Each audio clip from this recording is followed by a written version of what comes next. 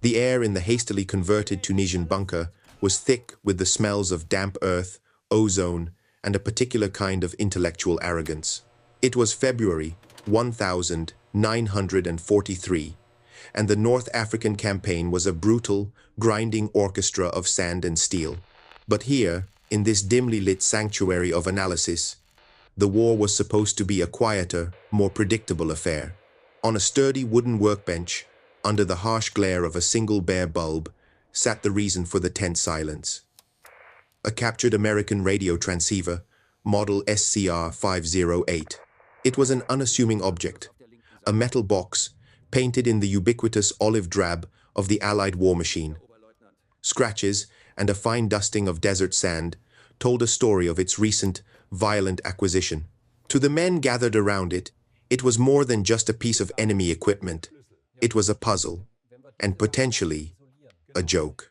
The prevailing wisdom, reinforced by the highest echelons of Berlin's propaganda machine, was that American manufacturing was a clumsy giant capable of producing immense quantities of materiel, but utterly lacking in the finesse, the precision, and the soul of German engineering. Americans, they were told, were masters of the assembly line, not the laboratory.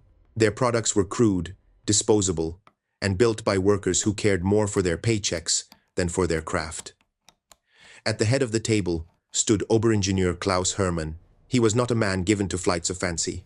In his late 40s, with a mind as sharp as the calipers on his desk and eyes that saw the world in tolerances and schematics, Hermann was the embodiment of German technical prowess.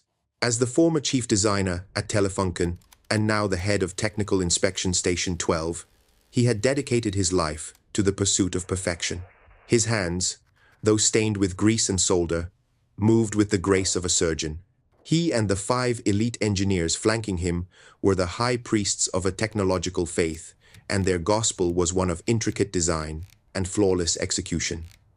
They built radios that were masterpieces, complex instruments for a sophisticated war. Yet, a shadow of doubt, a persistent, nagging static, had begun to disrupt Hermann's professional certainty. The official narrative from Berlin simply didn't align with the chilling reality they were facing on the battlefield. If American technology was so inferior, why did it work so damn well? From the frozen hell of the Eastern Front to the searing deserts of Africa, reports painted a consistent, terrifying picture. Allied armored columns moved with a fluid, almost telepathic coordination. Infantry squads, pinned down and broken, could summon artillery fire with pinpoint accuracy in minutes. Their air support seemed to be an extension of the ground commander's will. This seamless web of communication was the ghost in the German machine, an invisible advantage that defied explanation and crippled their own tactical genius. Their signals, by contrast, often dissolved into a frantic mess of static choked pleas, especially when they were needed most. How could a nation of, as the propaganda minister jeered, shopkeepers and salesmen orchestrate such a symphony of command and control, using what was supposed to be third-rate equipment? The question hung in the bunker, heavier than the humid air. The SCR-508 on the table was more than a trophy. It was a chance to confront this paradox. It was the key to understanding, and perhaps to dispelling the growing myth of American battlefield omniscience. Hermann picked up a German-made screwdriver, its wooden handle worn smooth by his own grip. The tool felt solid, reliable, an extension of his own philosophy. He approached the American box. His team leaned in, their expressions a mixture of clinical curiosity and ingrained skepticism. They expected to find clumsy wiring, oversized components, and wasteful design choices, the hallmarks of a nation that substituted brute force for elegance. They were ready to document its every flaw, to write a report that would confirm their own superiority and expose the American advantage as a fluke, a matter of sheer numbers rather than quality. He placed the tip of the screwdriver into the slot of the first screw. For a moment, he paused. One could imagine a flicker of hesitation in his mind, not of fear, but of something deeper. An engineer's intuition, perhaps, the sense that he was about to cross a threshold. The reports and battlefield rumors were one thing. The physical evidence, cold and metallic on his workbench, was another. This box held a secret, and his job was to unlock it. But some part of him may have sensed that the truth within might be more formidable than any weapon, more unsettling than any propaganda. It was a truth that could challenge the very foundations of his world. The silence was broken by a sharp, metallic screech as Herman turned the screwdriver. The sound was unnervingly loud in the small space, the first note in a requiem for German certainty. One by one, the screws gave way, each turn a deliberate act of discovery. His team watched, holding their breath. This was not just a technical disassembly. It was an interrogation. They were peeling back the layers of a rival philosophy, a different way of thinking about war, technology, and industry itself. And deep within the silent, unassuming heart of this American machine, an answer was waiting, an answer that would begin, not with a bang, but with the quiet, devastating revelation of superior design. The lid was almost free. The joke was about to be told, and Klaus Hermann had a sinking feeling that his nation was about to become the punchline. With a final, reluctant groan of metal, the lid came free. Klaus Hermann lifted it and set it aside, the clatter echoing for a moment before a profound silence fell over the room. The 5 engineers leaned forward, their faces illuminated by the harsh overhead light, expecting to be vindicated. They were ready to peer into the chaotic soul of American mass production. What they saw instead stopped them cold. There was no rat's nest of tangled wires, no haphazardly soldered joints, no components crammed together in a desperate attempt to save space. The interior of the SCR-508 was immaculate. It was a marvel of logic and order, laid out with a clinical precision that bordered on art. The space was organized into distinct, self-contained sections, a transmitter block here, a receiver block there, a power supply unit nestled beside them.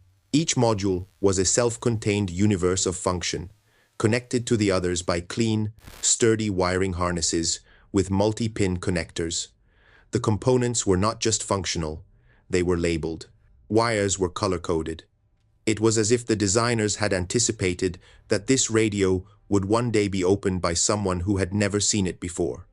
Perhaps in a muddy trench under artillery fire, and they had done everything in their power to make his job not just possible, but simple. One of the younger engineers, a prodigy from Dresden, reached out a tentative finger and touched the chassis itself. He drew his hand back as if startled. "Oberingenieur," he said, his voice barely a whisper. "This casing, it's not stamped sheet metal. It's cast aluminum alloy." Herman didn't need to touch it to know. He could see it in the smooth, uniform finish, in the robust thickness of the walls, in the way it was engineered to be both lightweight and brutally strong. The entire enclosure had been treated with a chromate conversion coating, making it highly resistant to corrosion from salt spray, humidity, and the corrosive touch of the desert itself. This wasn't a cheap, disposable box. This was a piece of industrial armor, designed to survive hell and keep functioning. The cost and engineering effort required to produce such a casing on a mass scale were staggering. This single piece of metal was a statement of intent, a declaration that America was not cutting corners.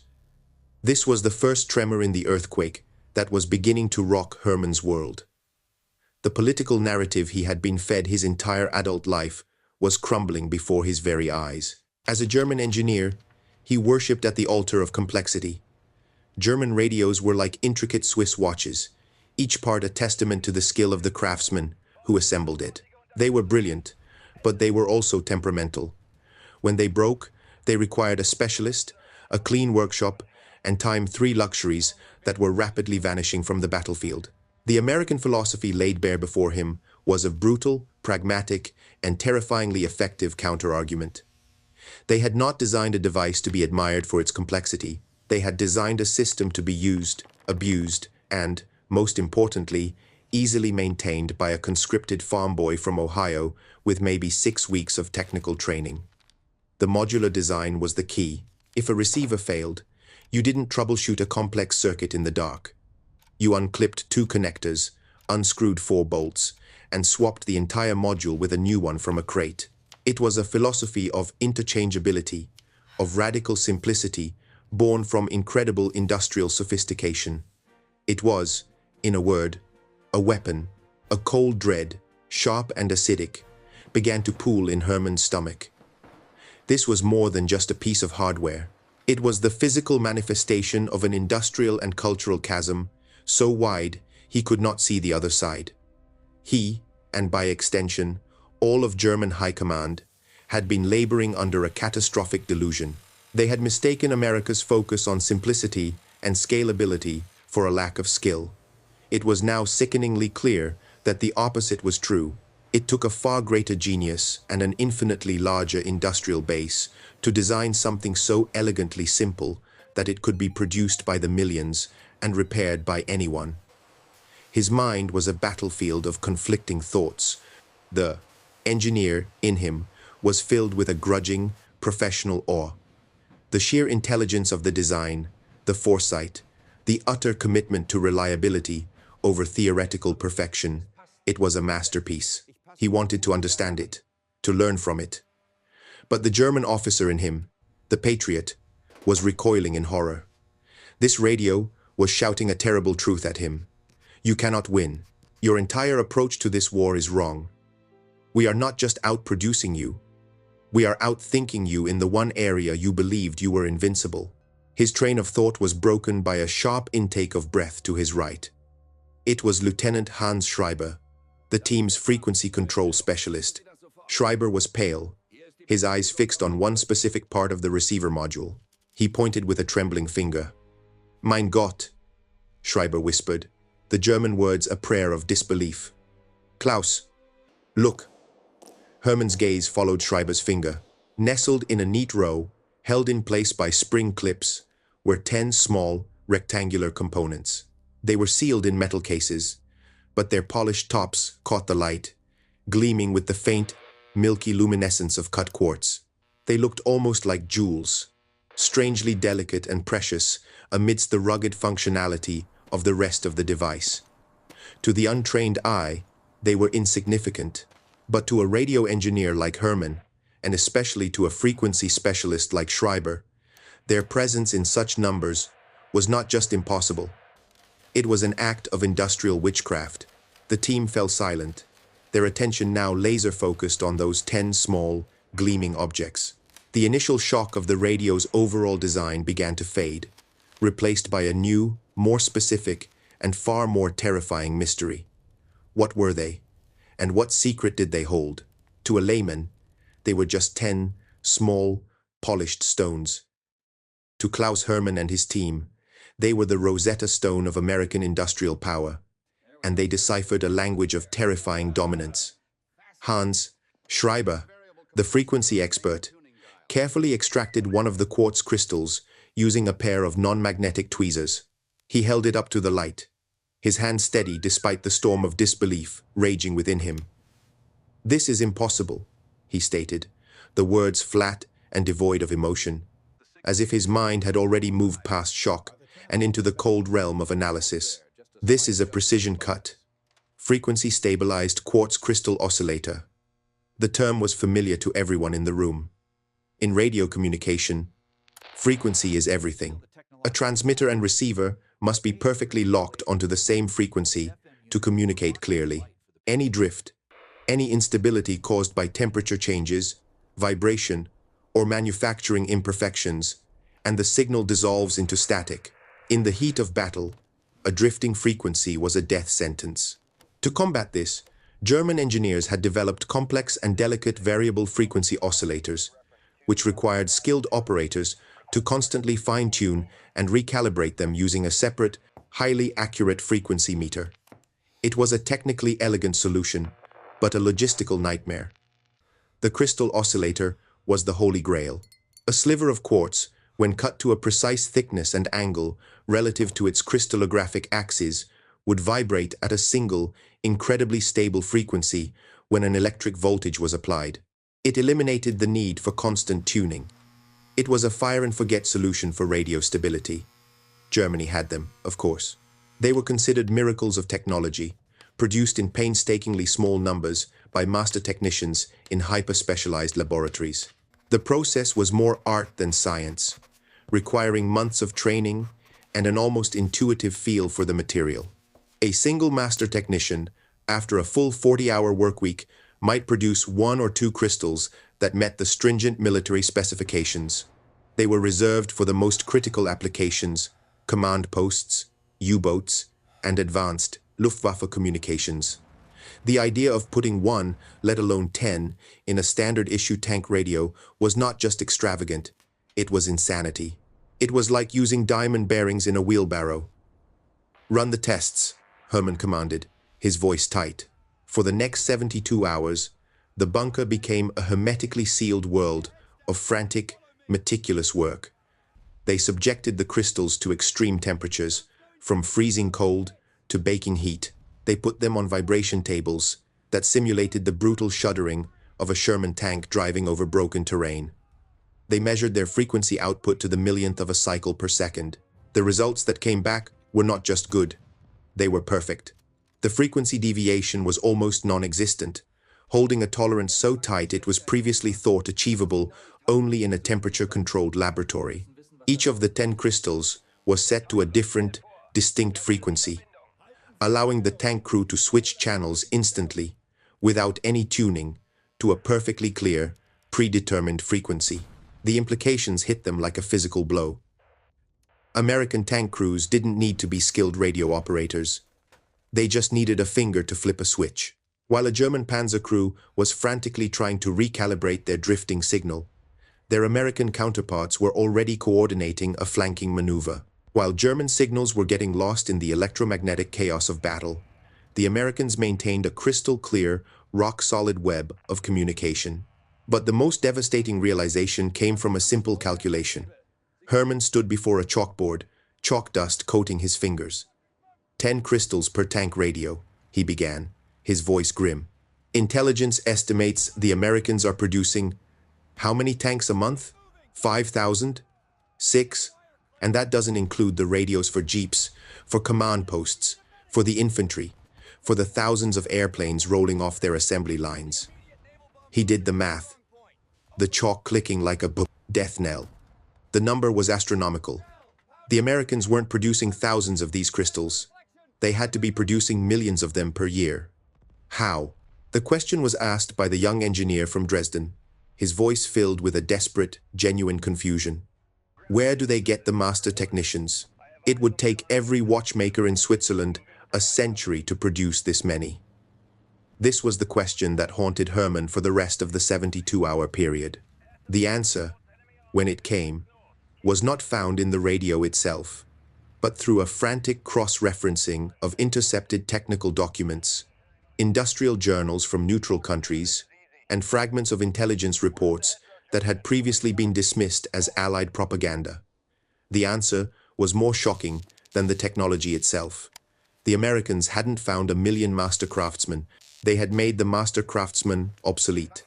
They had industrialized an art form, using revolutionary devices like X-ray goniometers to find the perfect cutting angle in seconds, and automated lapping machines that could polish dozens of crystal blanks at once to the correct thickness with micron-level precision. They had transformed the process. They had taken the intuitive feel of a German artisan and distilled it into a series of repeatable, mechanical steps. And who, Herman wondered, were the operators of these miracle machines? Was it a new army of elite American technicians? The intelligence report he finally unearthed painted a picture so alien, so utterly contrary to the German worldview, that he had to read it 3 times to believe it. The operators were not men, they were women. Young women, mostly, recruited from the high schools and small towns of the American Midwest. Girls who, 6 months earlier, might have been working as shop clerks or waitresses, were now sitting at the controls of the most advanced crystallographic manufacturing equipment on Earth. They weren't taught the complex theory. They were trained to perform one specific task with incredible efficiency. One group of women operated the X-ray machines. Another handled the diamond-bladed saws. A third group oversaw the lapping process. and a fourth ran the final automated testing equipment that checked the frequency of every single crystal. Herman envisioned a sprawling factory floor in Fort Wayne, Indiana, or Chicago, Illinois, not a quiet, sterile laboratory. He saw thousands of these young women, their hands moving with a practiced, rhythmic grace, churning out these tiny jewels of precision by the tens of thousands. They hadn't just scaled a process. They had shattered the entire paradigm. They had weaponized the assembly line with a level of scientific rigor the Germans had never imagined. The industrial chasm was now fully visible, and it was terrifying. Germany's strength was in its masters, its experts, its deep well of traditional skill. It was a strength that was finite and slow to reproduce. America's strength was in its systems, systems of innovation that could simplify complexity, systems of mass production that could be operated by a mobilized civilian workforce. The hands shaping Allied victory were not those of a few seasoned engineers, but the countless hands of ordinary people, organized with ruthless, industrial genius. Klaus Hermann walked over to his desk, the fluorescent light casting deep shadows across his weary face. He sat down and picked up a pen. The report he had to write to Berlin would be the most difficult of his career. It would be a document stripped of all patriotic fervor, of all comforting illusions. It would be a cold, hard, technical eulogy for the myth of German industrial supremacy. He began to write, the first sentence forming in his mind, a truth as clear and as hard as the quartz crystal sitting on his workbench. We are not facing a rival, he thought. We are facing a new industrial age, and we are on the wrong side of it. The report, classified, Geheime Kommandosache, top secret command matter, traveled from the dusty heat of Tunisia to the cold, imposing corridors of the Oberkommando der Wehrmacht in Berlin. It was a document unlike any other they had received. It was not filled with tactical analysis or battlefield conjecture, but with cold, hard numbers, frequency tolerances in parts per million, production estimates in the tens of millions, and crystallographic X-ray diffraction data. For Klaus Hermann, every number was a scream, a desperate warning flare fired into the night. He had laid bare the industrial soul of the enemy, and he waited for the tremor of its impact to be felt at the highest levels. The response from Berlin was the most terrifying he could have imagined. Silence. Weeks turned into a month. No urgent requests for clarification arrived. No summons to Berlin for a high-level briefing. No intelligence directives were issued to verify his findings. As far as Hermann could tell, his bombshell report, a document that in his mind fundamentally rewrote the equation of the war, had landed with all the impact of a single snowflake on the frozen expanse of the Eastern Front. It was acknowledged, filed, and ignored. The reasons for this institutional deafness were a toxic cocktail of arrogance, ideology, and a profound failure of imagination. For years, the Nazi leadership had been intoxicated by their own propaganda. They genuinely believed that Germany's fighting spirit and the supposed superiority of the Aryan race, embodied by its master engineers and craftsmen, it could triumph over the brute force materialism of a nation of mongrels. The idea that teenage girls in American factories could outperform Germany's master technicians was not just wrong, it was ideologically offensive. Hermann's report was an inconvenient truth that simply did not fit the narrative, and so the narrative remained unchanged. No new crystal factories were commissioned. No strategic shift in industrial philosophy was even debated. The war machine would continue on its path, guided by a faith in complexity that was rapidly becoming a fatal flaw. Back in his North African workshop, Hermann and his team did not have the luxury of denial. The war kept sending them new evidence. One day, a captured American patrol yielded a new prize, the SCR-300 radio set. It was a single-unit transceiver carried in a backpack harness, what the Americans were calling a walkie-talkie. If the SCR-508 tank radio had been a shock, the SCR-300 was a revelation of an entirely different magnitude. Laying it on his workbench, Hermann was struck by its design. It was compact, relatively lightweight, and sealed against the elements. But its true genius was in its function. It was a crystal-controlled, frequency-modulated FM radio for the common foot soldier.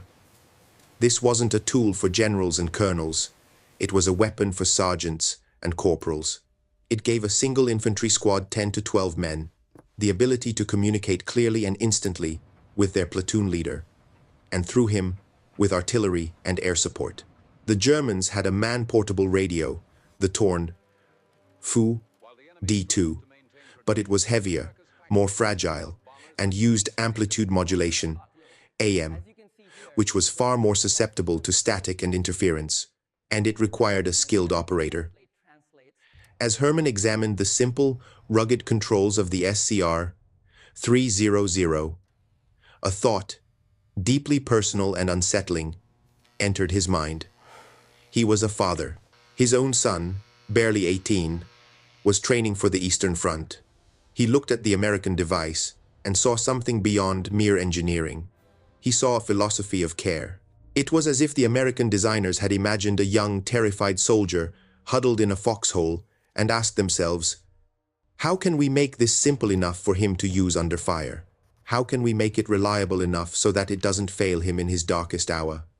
The device was built with the user's survival as a primary design parameter. He contrasted that with his own nation's designs.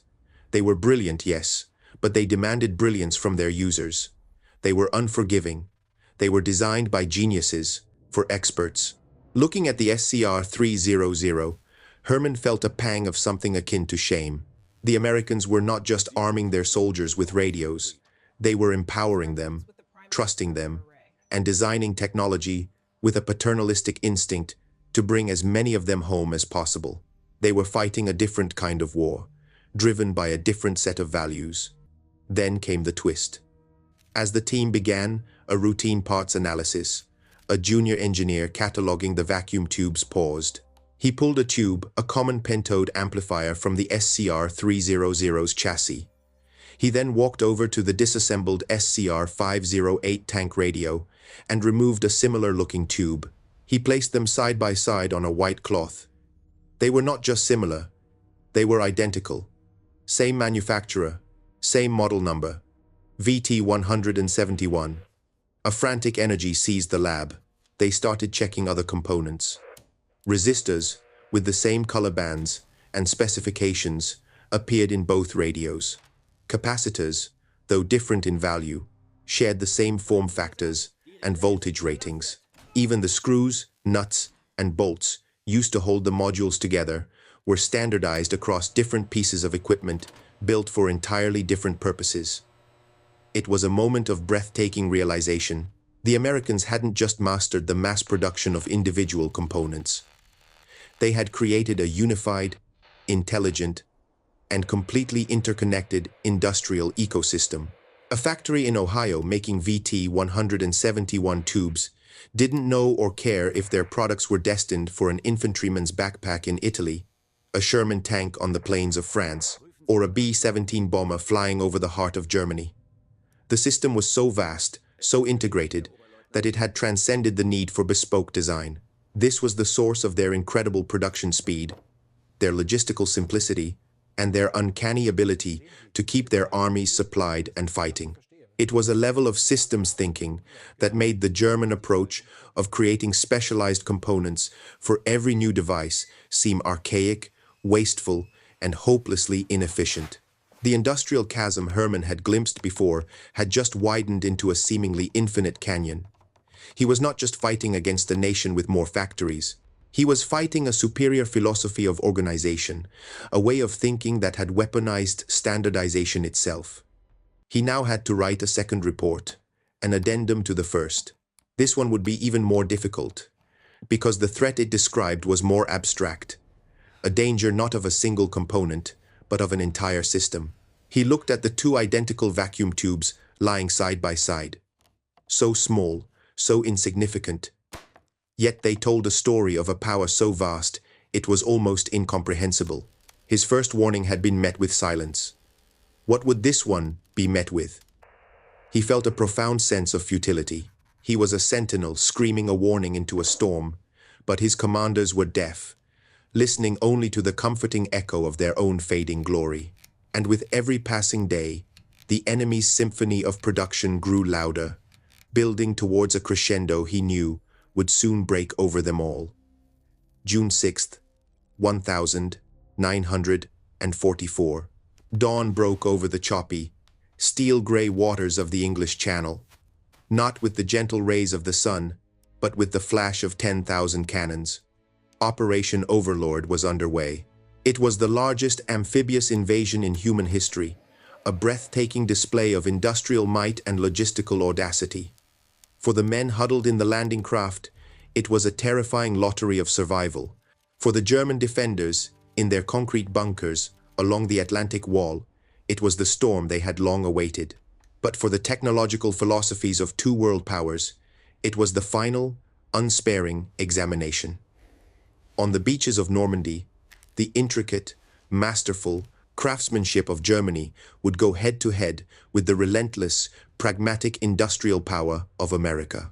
And the battle would be decided not just by bullets and shells, but by the invisible waves of the electromagnetic spectrum. In the German command posts scattered across Normandy, the morning erupted into a bewildering cacophony. Field commanders frantically tried to get a clear picture of the invasion. Where were the main landings? What was the scale of the assault? Was this the real invasion, or a massive feint? They reached for their radios, the marvels of German engineering, to get answers. What they got back was a nightmare. The airwaves were a hurricane of noise. The sheer volume of Allied transmissions, from ships, from planes, from the landing craft themselves, created a blanket of electromagnetic chaos. Added to this was a deliberate and highly effective Allied campaign of electronic warfare, jamming key German frequencies with shrieking tones and meaningless noise. But the most insidious enemy was the inherent fragility of their own system.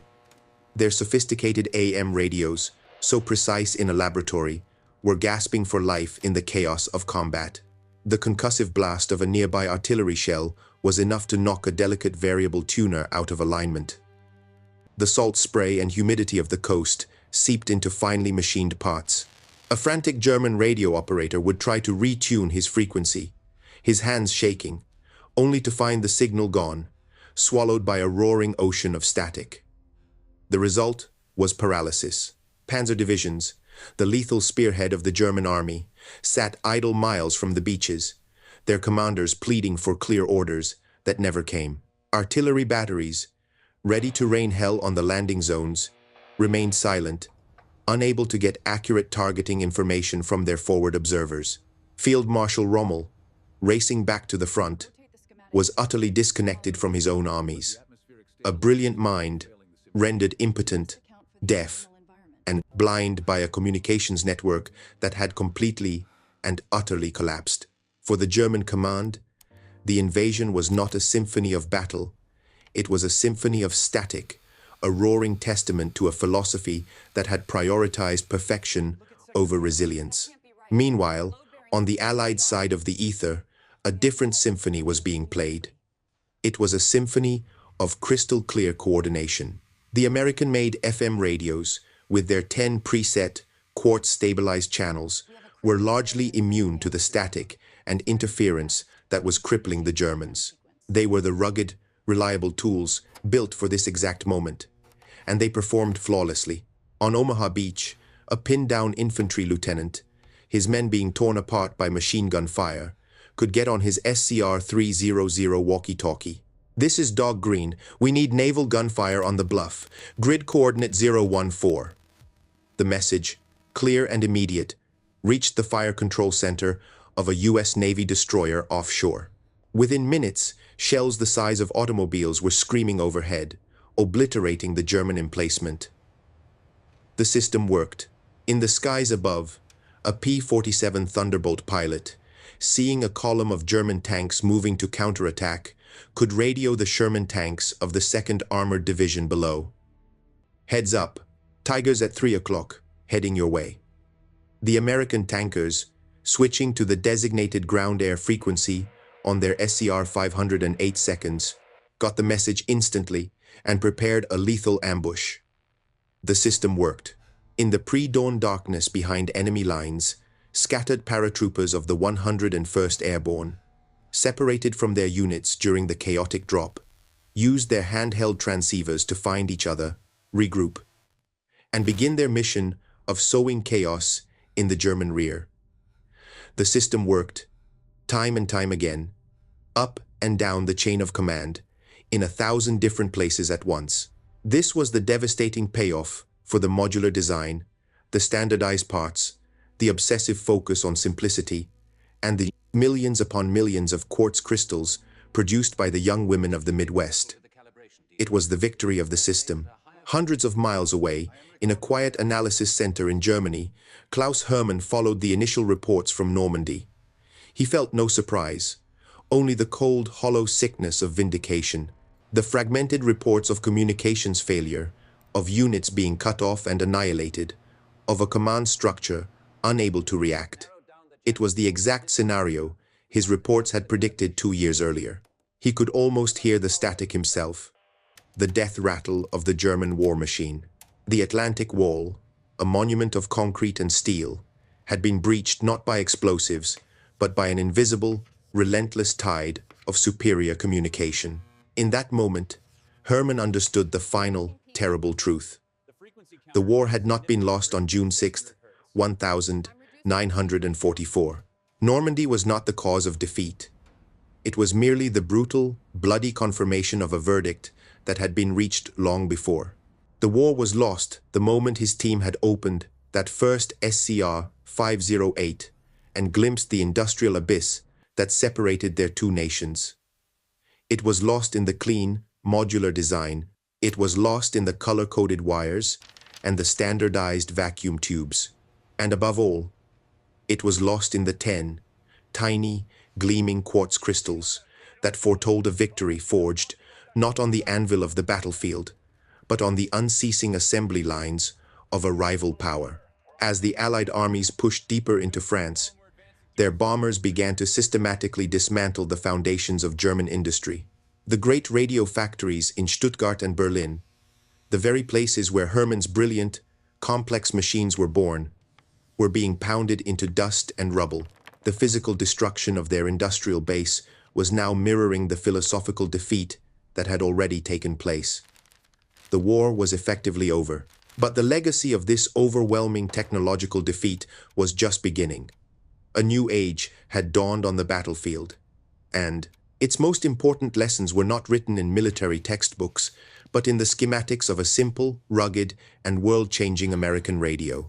The unconditional surrender of Germany in May 1945 was not just the end of a war, it was the end of an era. As Allied forces swept through the remnants of the Third Reich, they began the monumental task of sifting through the archives, uncovering the secrets of their defeated foe. In the basement of a nondescript building in Berlin, a British intelligence unit found a series of meticulously filed reports from Technical Inspection Station 12. They were the dispatches from Klaus Hermann, his prophetic warnings about the industrial chasm, his precise analysis of the American radios. The British and American technical officers who read them were stunned. Hermann had not only understood their technology perfectly, but he had also grasped its devastating strategic implications with a clarity that had eluded even some Allied planners. His reports were a testament to his brilliance, and a tragic chronicle of a warning that went unheeded. The war was over, but the revolution it had unleashed was just beginning. The principles that Klaus Hermann had identified with such dread on his workbench in Tunisia, modularity, standardization, simplicity, and design for mass production, did not fade with the coming of peace. Instead, they exploded, becoming the foundational pillars of the post-war technological world. The conflict had served as a brutal, high-stakes incubator, accelerating decades of technological and industrial evolution into a few short years. The lessons learned in building radios to win a war would now be applied to building the machines that would define the rest of the 20th century. The direct descendant of the military radio was the transistor radio. In 1947, at Bell Labs in New Jersey, a nexus of wartime research and development, scientists invented the transistor, a tiny, solid-state device that could do the work of a bulky, fragile vacuum tube. This was the next leap forward, but the philosophy behind its deployment was pure SCR 508. The goal was to take a complex piece of laboratory science and make it small, cheap, and reliable enough to be mass-produced and put into the hands of everyone. The factories that had once churned out military gear were retooled, and soon, the sound of rock and roll was pouring out of pocket-sized radios, a cultural revolution powered by an industrial one. The legacy of the quartz crystal was even more profound. The same techniques developed to mass-produce millions of precise crystal oscillators for military radios became the bedrock of the digital age. A quartz crystal, when subjected to an electric field, vibrates at an extraordinarily stable frequency. This predictable pulse is the heartbeat of almost every piece of modern electronics. It is the clock that allows a computer's microprocessor to execute instructions in a synchronized, orderly fashion. From the first mainframe computers to the smartphone in your pocket, a tiny sliver of quartz is keeping the rhythm, a direct technological echo of the crystals Hans Schreiber held in his trembling hand. And what of the women, the thousands of crystal girls, and Rosie the Riveters, who had formed the backbone of this industrial miracle? The story of the war is often told through the eyes of soldiers, but the victory was equally forged by women like Grace, a young woman from a small town in Indiana. Before the war, her life was mapped out for her. Marriage, children, a quiet domestic existence. Then came Pearl Harbor.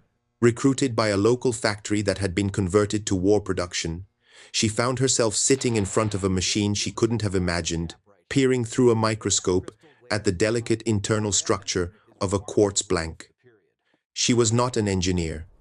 She had no grand understanding of crystallographic axes or frequency modulation, but she was taught one job: to operate a quiet, diamond-bladed saw and make a specific cut, precisely and repeatedly, hundreds of times a day. Her work was often tedious, her fingers stained with oil and coolant, but she and the women around her worked with a fierce, quiet determination. They knew that each tiny piece of quartz they successfully cut was a link in a chain that stretched all the way to a tank in Normandy or a bomber over Berlin. They were not just factory workers. They were soldiers on the production front, their precision saws and lapping machines serving as their weapons. When the war ended, many, like Grace, returned to domestic life, their immense contribution often overlooked by history. They were the unsung, anonymous architects of a technological supremacy they themselves may have never fully understood, their legacy living on not in monuments, but in the very fabric of the modern world they helped create. The German approach to engineering did not disappear. Of course, the pursuit of high performance and technical perfection found its home in luxury automobiles, high-end optics, and specialized industrial machinery. Klaus Hermann himself, one might imagine, would have gone on to a quiet but distinguished academic career, teaching a new generation of German engineers the hard-won lessons of the war. He would have taught them about elegance in design, about quality and precision. But one could also imagine him, late at night, in his study, surrounded by textbooks and schematics, pausing to deliver the most important lesson of all. He would tell his students that true genius is not found in creating a machine so complex that only an expert can use it. True genius lies in creating a system so simple, so robust, and so scalable that it empowers ordinary people to achieve extraordinary things. The war, he would conclude, was not a contest between German and American engineers. It was a contest between two fundamentally different philosophies. One was a philosophy of masters and masterpieces, beautiful but brittle. The other was a philosophy of systems and scale, humble in its parts, but invincible in its totality. It was this second philosophy, born in the sprawling factories of the American heartland and tested in the crucible of global conflict, that had inherited the future. The whispers of those wartime crystals were now amplified into the roar of the information age, a legacy written not in vacuum tubes, but in silicon. History does not record what became of Klaus Hermann after the war. Perhaps he, like many of Germany's brilliant minds, was swept up in the Allied efforts to rebuild and harness German science. Or perhaps he simply faded into the quiet life of a professor or a consultant, a man whose Cassandra-like prophecies had finally fallen silent. But one can imagine him, years later, standing before a lecture hall filled with the first generation of post-war German engineers. They would be young, earnest men, tasked with rebuilding a nation from the rubble, eager to learn the secrets of the technical mastery that had once been Germany's pride. And Hermann, older now, his face a map of experiences he could never fully share, would look out at them and deliver the final, most important report of his life. It would not be a report written on paper and classified top secret. It would be a lesson, a philosophy, a truth written in the dust of North Africa and the ashes of Berlin's factories. He would likely begin by acknowledging their shared heritage. We Germans, he might say, his voice calm and measured, are perfectionists. We see a problem, and we endeavor to create the most elegant, the most precise, the most technically perfect solution imaginable. We build masterpieces. Our cameras, our engines, our radios, they were, and are, magnificent expressions of the craftsman's soul. We should be proud of this, but we must never again be blinded by it. He would pause, letting the weight of that last sentence settle in the room. In 1943, he would continue. I was given an American radio to analyze. We expected to find it crude. We were ready to laugh at it, but we did not laugh, because what we found inside was not a masterpiece in our sense of the word. It was something far more powerful. It was a system. He would explain the modular design, the rugged casing, the startling simplicity. He would describe how it was designed not for the hands of a skilled technician, but for the clumsy, cold, and frightened hands of a teenage soldier in a muddy foxhole.